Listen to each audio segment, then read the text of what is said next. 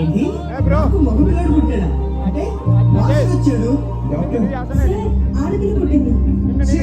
ఆడపిల్ల పుట్టిందా? శని దరిద్రం నాకెందుకు ఇలా?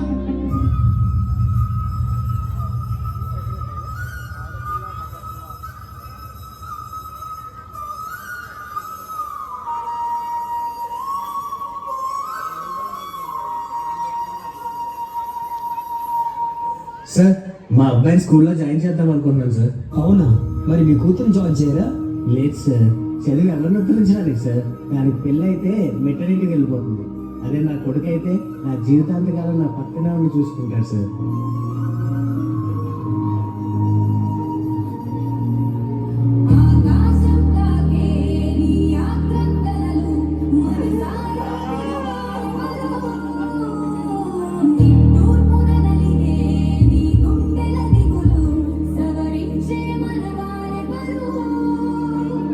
రోజు నీ వల్లే నాకు లేట్ అవుతుంది.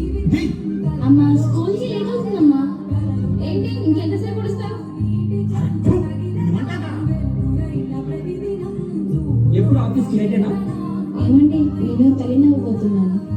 ఈసారి కనుక అబ్బాయి పుట్టకు పోయాడు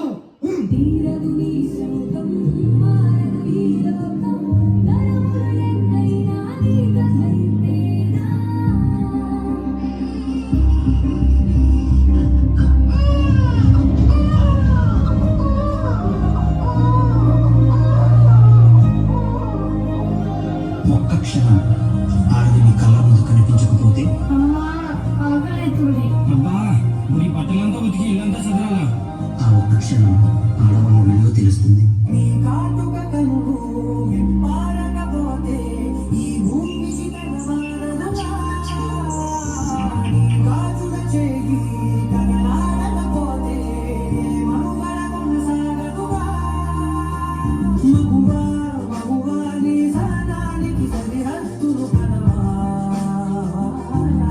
ఏమండి ఇంట్లో పనంతా అయిపోయింది.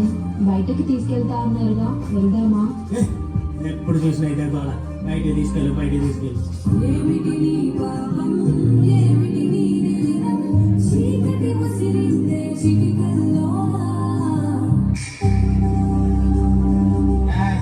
మన ఇంటికి దరిద్రం పుట్టింది.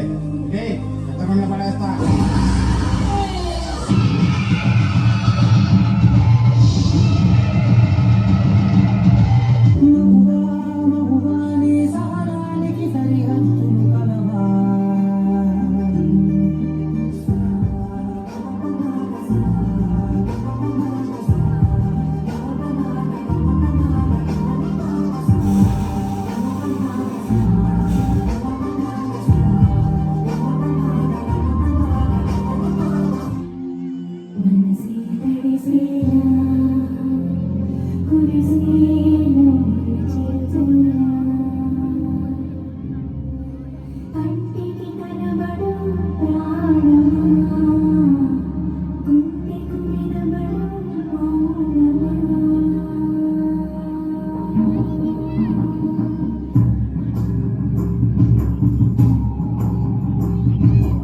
నేను జాబ్ చేయకూడదా?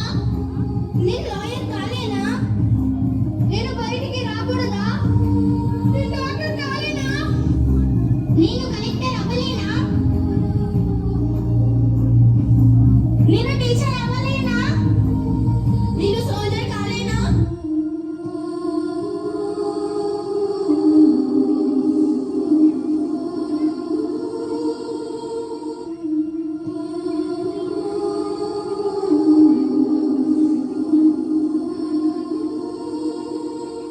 అలుసుగా చూస్తారు, లోకుగా చేస్తారు, అనాదికాలంగా బలవెను. నిందలు వేస్తారు, నిన్ను వెలివేస్తారు, మానవిగా నువ్వు పొరబడి పుట్టావు.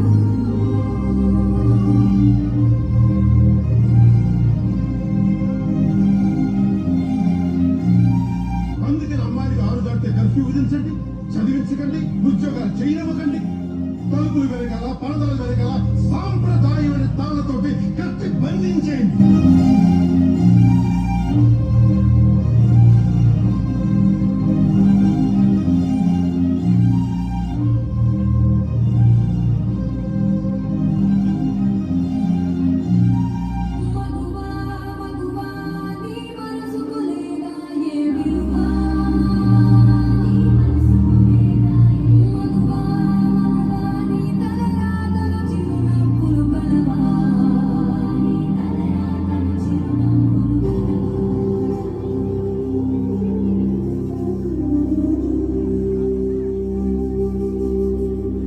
స్త్రీ తను మరో జన్మ ఎత్తి మనకి జన్మను ప్రసాదిస్తుంది.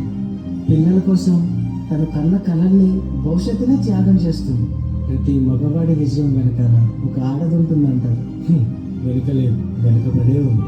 ప్రపంచం ఎన్ని సంఖ్యలు వేసినా మన ప్రపంచంలో తన స్వేచ్ఛగానే ఎగిరే పక్షే స్త్రీ. దయచేసి పంజరంలో బంధించకండి.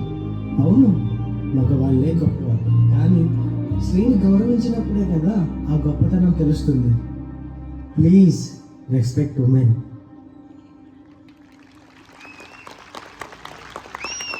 My dear children, what